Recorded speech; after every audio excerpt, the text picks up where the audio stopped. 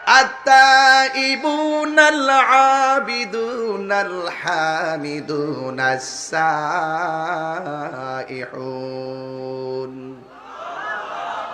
السائحون الراكعون الساجدون الآمرون بالمعروف والناهون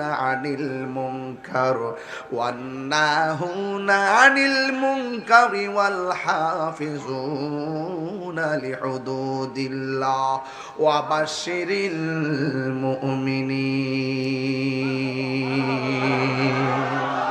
মুমিনের জন্য জান্নাতের শুভ সংবাদ আছে না নাই? এই পৃথিবীতে যত মানুষ আছে সব ক্ষতিগ্রস্ত। দুইটা কোয়ালিটি এক ব্যক্তির মাঝে থাকতে হবে। আল্লাহ বলেন ইন্নাল ইনসানা লাফি খুসর, সব মানুষ ক্ষতিগ্রস্ত। দুইটা কোয়ালিটি একটা মানুষের মাঝে থাকতে হবে। দুইটা কোয়ালিটির মধ্যে এক নম্বর হলো ঈমান, দুই নম্বর হলো নেক আমল।